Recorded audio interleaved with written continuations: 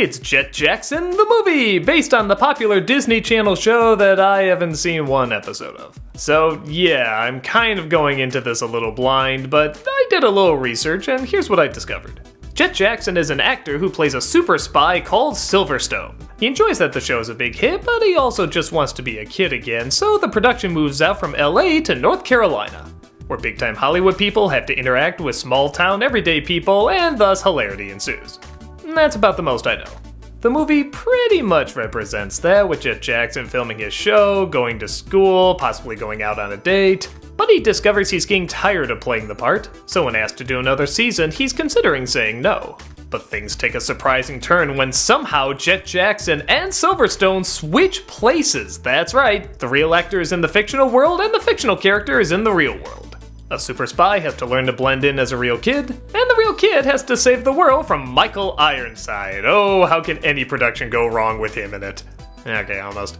On the one hand, I think this is a pretty clever idea. I mean, we've always seen stuff with the fish out of water stories or somebody switching places, but the idea of a fictional character switching places with a real life character, and not just focusing on one, but both of their lives as they try to blend in, is actually kind of interesting and a little funny. Just as Jett is getting sick of the character, he suddenly becomes the character.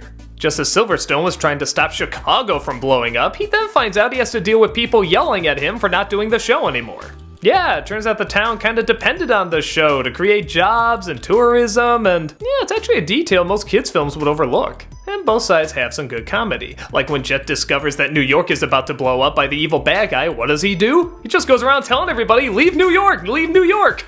Yeah, that'll work. Silverstone also has a hard time putting the super spy away when he keeps seeing cast members who were villains in his world, tries to tell the cops, and when they don't do anything, he takes matters into his own hands. As humorous as this is, it does also take time to show the trouble both characters are going through.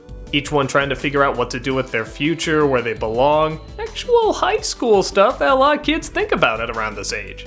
There's even a prom scene where they don't show the prom. Holy smokes, has that ever happened in Disney history? There's a prom and yet you don't see it occur? Don't we have to hear the pop songs or see the girls in the latest dresses and what? This isn't going on? Wow, I'm kinda speechless. Well, that's all fine and good. I do have to question though, does this have a lot to do with the original show? Now again, I haven't watched the original show, so I don't know, but looking at the summary of it, this doesn't seem like what the show was about. It seemed to go back and forth between showing the Silverstone TV series and Jett Jackson just living his everyday life. When you suddenly bring the fictional character to life, does that overstep what the original show was doing?